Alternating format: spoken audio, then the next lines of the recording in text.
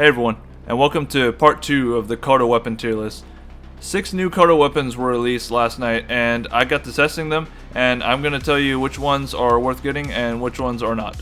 I'm going to do this video slightly differently from the last one. First, I'm going to show you the comparisons between the normal version and the Coda version because I didn't do that in the last video.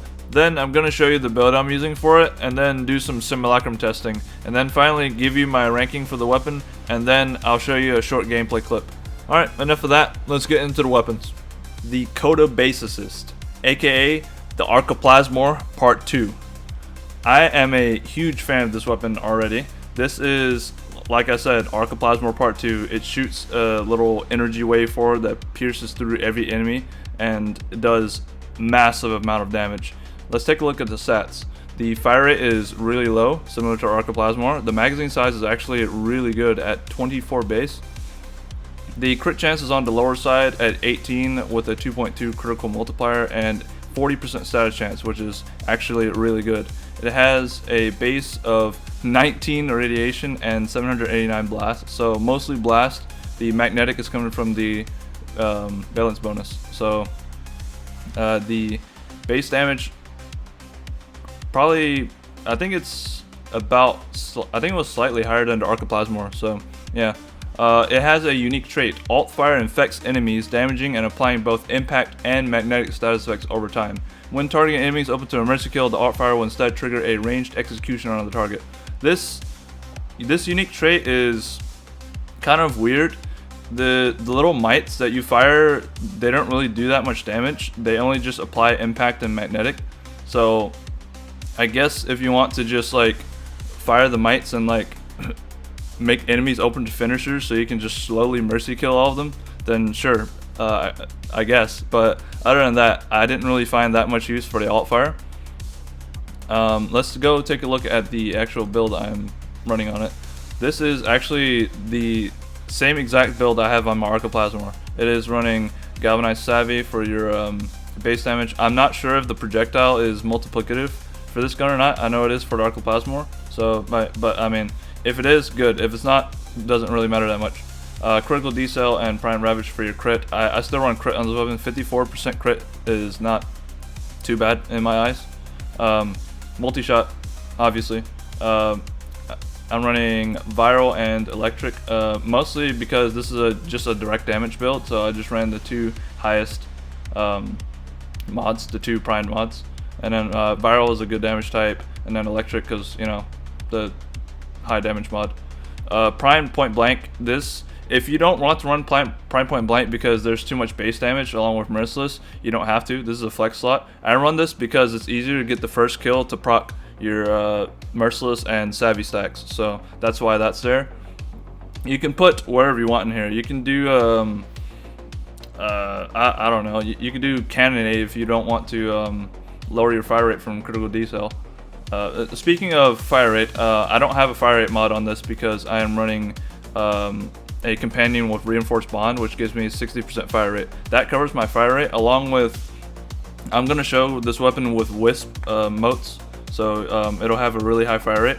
But as far as the mods are concerned, my fire rate is covered by reinforced bond. If you don't want to run reinforced bond on your companion, you can put on arcane tempo on your Warframe, and then that'll cover your fire rate. Or if you want a fire rate mod, I guess you can replace prime point blank. But let me show you how the gun performs. Before I show you how this performs, let me show you the companion and what I have on it, just so you know. I have reinforced bond for the fire rate, and I have tenacious bond for the 1.2 times crit damage. Along with he also does some priming with the with all this, and I believe coolant leak with manifold bond. So those are all the buffs from the companion, if you care. And let me go ahead and show you. I will be using the wisp buffs, like I said, and nourish as well. So let me build up the first stack here of you know, Salvi, and then it'll just start ripping, as you can see. You can kind of spam this with this high of a fire rate. Let me show you the mites. You can see they don't really do anything. They just kind of do like minimal damage. I mean, the guy's open to finisher, so you can just do this if you want. Like, you know, I don't see why you would ever do this because it's faster to just, you know, shoot them. But if you want to feel like you're playing Warframe in 2013, then sure, be my guest. But yeah, that's the gun shooting level 215 Xmas heavy gunners. It has zero problems killing them. It performs, I want to say, as good as the Archiplasmor does, and I've taken the Archiplasmor into like Deep Archimedia, level 400, whatever. It doesn't have any problems there. Not sure how it performs against any higher than that because I don't really do level cap content, but I mean, you know, you can look at someone else for level cap content. I'm gonna put the Coda Bassocyst in S tier. I feel like it definitely deserves it. I love the Archiplasmor, and this is basically Archiplasmor Part 2, so it is definitely the must-buy Coda weapon of all of them, in my opinion. Oh yeah, one last thing. I did try a status build with this, with primary Crux, and focusing on entirely Blast with Elementalist because the base blast damage is so high. So it didn't really feel that much different from the regular direct damage build I had. Maybe like, I don't know, slightly better clear maybe, but also another problem with this is procking primary Crux is kind of a nightmare on this gun. You can see it proc pretty easily on these guys, but during normal gameplay I had trouble. I was aiming for their heads like I was farming camos in Call of Duty, and I was not getting headshots. So I don't know, but I mean, you can try this build if you want. Like, the clear is honestly pretty damn good with the blast procs. Like, look at that. But I don't know. You hitting the headshots is just so weird. So I don't know. Either way, either build works. As you can see, they're both really good. This gun is really good.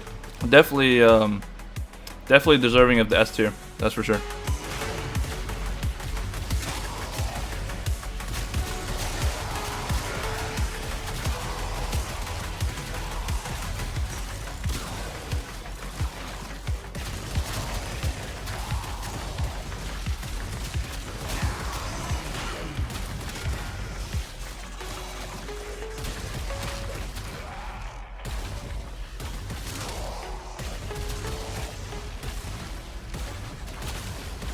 Here's the stat comparison between the Coda Synapse and the regular Synapse. The Coda Synapse has 6 more bullets in the magazine, 6 higher base damage, 1% extra crit chance, 1.2 meter innate punch through, 5 more beam range, and 2% more status chance. As you can see, not too big of an upgrade from the regular Synapse. The biggest thing is the 1.2 meter innate punch through, which can be really useful in dealing with crowds. Alright, so here's the build I'm going to be running for the Coda Synapse. It is a pretty generic viral hunter munitions build. The reason I'm using hunter munitions instead of like heat or electric or something is because the status chance is ridiculously low at 24 with just Malignant Force on. So the 30% chance to apply slash is better than 24% chance to apply like whatever. So otherwise, I'm not really a fan of hunter munitions normally, so that's the only reason why I'm using this. The rest of the build is, you know, crit, multi-shot, viral, hunter munitions, prime shred for fire rate and punch through, which gives you 3.4 meter punch through, which is very necessary for this gun. And then serration for the base damage, so you can stack Marissa's up easier. This is flex slot. If you want to run Bane, go ahead, be my guest. I hate Banes, so I'm not running it. Here's how it looks against the normal enemy setup. Again, I'm using buffs.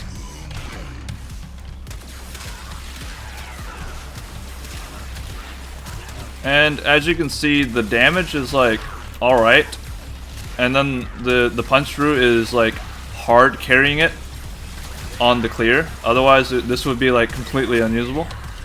But yeah, I mean, it's alright. I wouldn't say it's like the greatest though. Like, even with the buffs, the damage leaves a lot to be desired. And the clear speed doesn't make up for the lack of damage, in my opinion.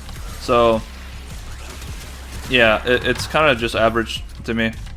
Like, if you want like an okay beam weapon, I mean, it's kind of fun to use, I guess.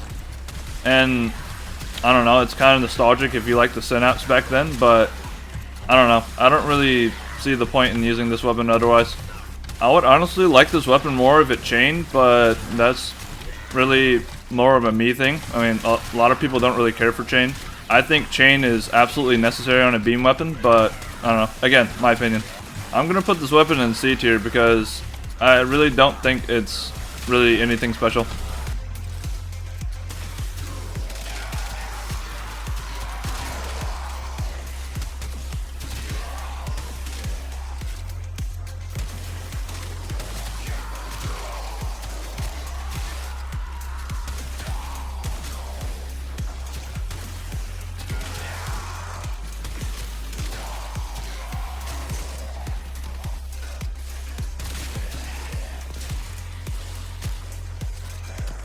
These are the stats of the Coda Tysis over the default Tysis. The Coda Tysis has 7 more in the magazine, 10 extra crit chance, 0.5 extra critical multiplier, and 59 extra total damage. Sizable upgrade in the base damage and magazine, but other than that, not too much to write home about. Here's the build I'm running for the Coda Tysis. It is a viral heat build with Cascadia Flare, Lethal Torrent, and Galvanized Diffusion for your multi-shot and fire rate. Accelerate Isotope for radiation and some more fire rate. Galvanized Shot to take advantage of the billion different status effects we have here. And then this is kind of a flex slot. Scorch for just more status chance and heat. So you can increase the heat weighting. Let me show you. Let me show you how this gun plays. I'm gonna go ahead and say I cannot sugarcoat this. This gun fucking sucks.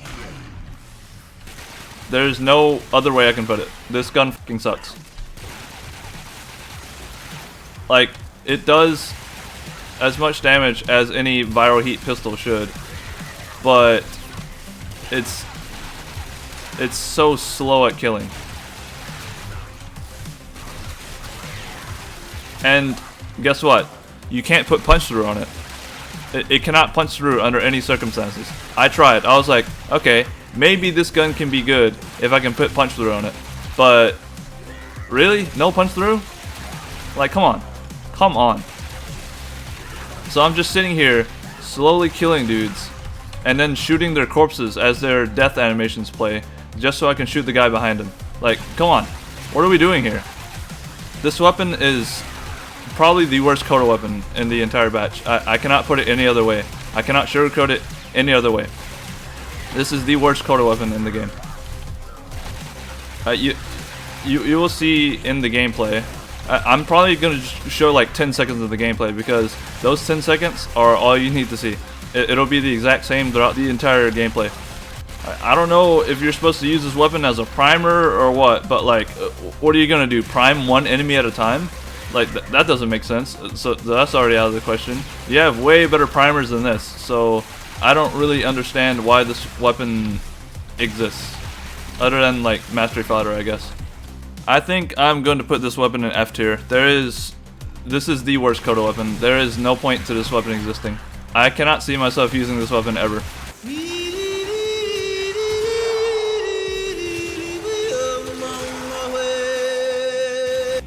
These are the stats of the Coda Caustacyst over the default Caustacyst. The Coda Caustacyst has 10% extra crit chance, 0.3 extra crit multiplier, 4% extra status chance, and 25 extra total damage. Alright, so this is one of the builds I made for the Coda Caustacyst because it has the unique trait Heavy Attack Throw a Wave of Bile that applies corrosive damage faster than the standard Caustacyst. So I thought, why not make a heavy attack build with Kullervo?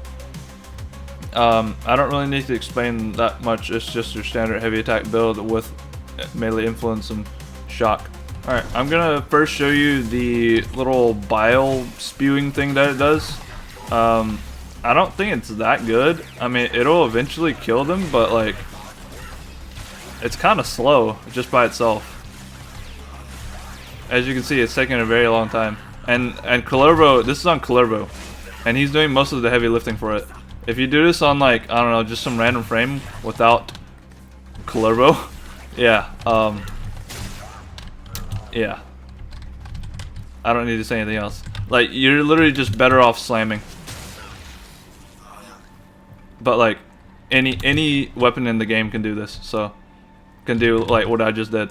Literally any weapon in the game can do that, so that's not anything special. So yeah, I don't know, the heavy attack build, not really a thing. I mean, I guess with Kullervo you can, well, melee influence just killed all of them, but I guess with Kullervo you can just do the little 3 that he has. You can just do this, and that'll kill everyone. But that's just Kullervo, so like, you know, can't really say it's the weapon. So the second build I want to show is a light attack build. I think this one's better than the heavy attack build. It's basically the same thing, but light attack. So don't really need to explain that much. This is the same Volt build as the first video. So Shock Trooper, speed, rifle events.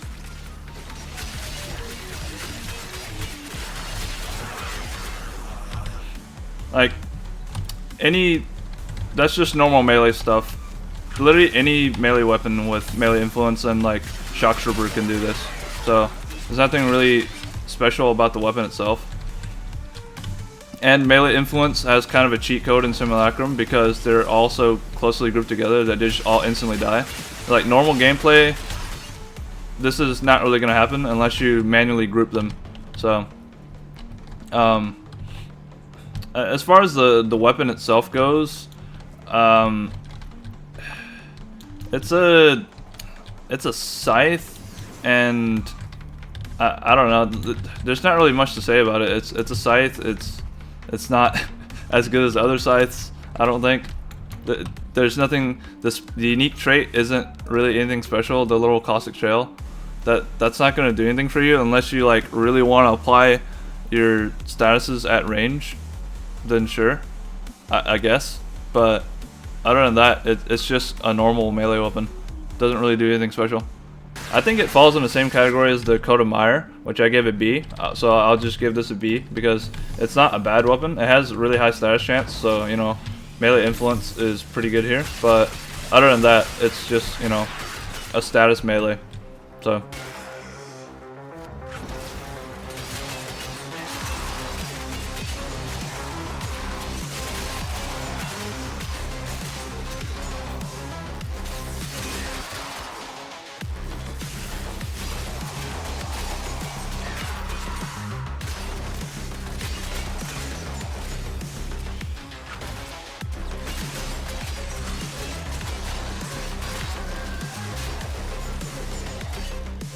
These are the Coda Hirudo stats compared to default Hirudo. The Coda Hirudo has 4% extra crit chance, 0.1 extra crit multiplier, 7% extra status chance, and 45 extra damage. So the unique trait for the Coda Hirudo is critical hits have 5% lifesteal and increase maximum health by 5% for 15 seconds, up to 25%. I didn't really find too much use for this. I guess if you wanted to use this on a health tank, then you know you have your lifesteal and more health. But other than that, because I don't really, when I'm playing melee, I don't really play frames that would benefit from this, because Kullervo has overguard and Volt. I mean, health does nothing on Volt. So, and those are basically the only two melee frames I play. Basically, any melee frame that you can health tank with, then sure, be my guest. But me personally didn't find too much use for this, so I just slapped together a melee influence build because like I couldn't really figure out anything else. Alright, here is how it looks. You can probably guess how it looks just from melee influence. Don't really have to show you. I'll put this in B tier along with the Coda Meyer and the Coda Caustacyst because I mean it really doesn't do anything different from them. It's just like another melee. I guess the unique trait, if you have a use for that, then sure. But other than that, it's the same thing as those other weapons.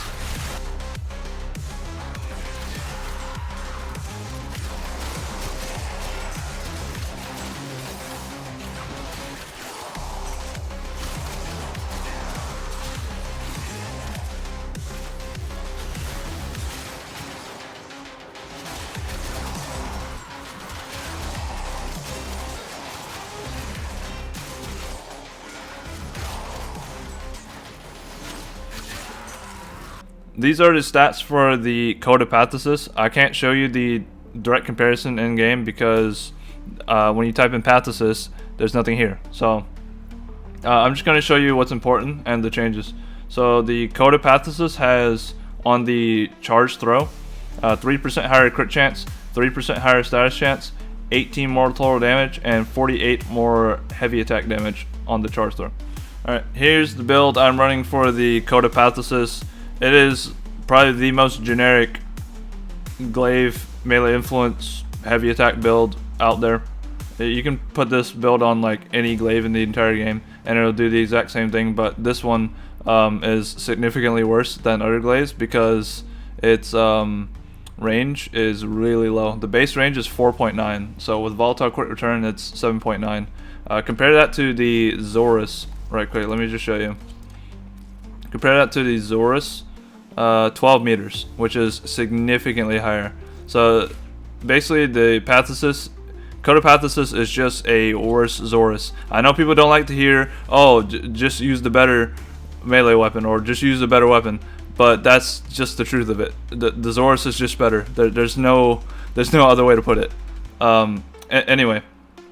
The unique trait for the Coda Pathocyst is attack spawn allied miasmites that last for 7 seconds that will explode in a larger area than the normal Pathocyst.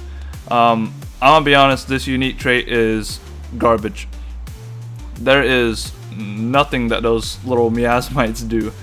I don't even notice that they spawn. Here, let me show you what this weapon looks like normally. So you mean to tell me that those little maggots are gonna do something when all the enemies are dead? Like, really? What is the point? Like, what are they gonna do when all the enemies are dead? Like, you want me to wait until the maggots like do something? Let me see if I can like see what they actually do. Okay. Not like that. You see, that's how useless the maggots are. Perfect example. Alright, let's see what they do. If they even... Alright.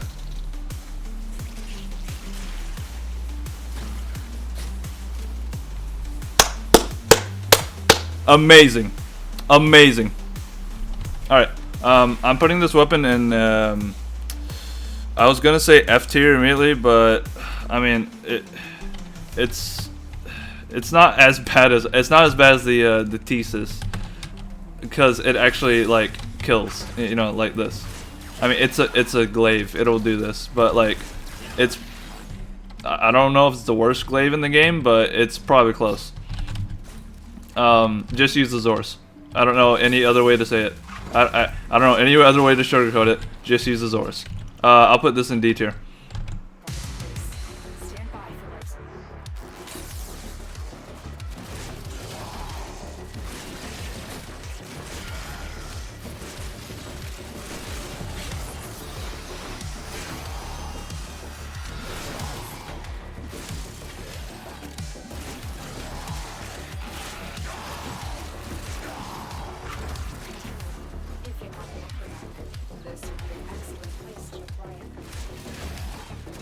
Alright, and here's the final tier list for all 13 Coda weapons.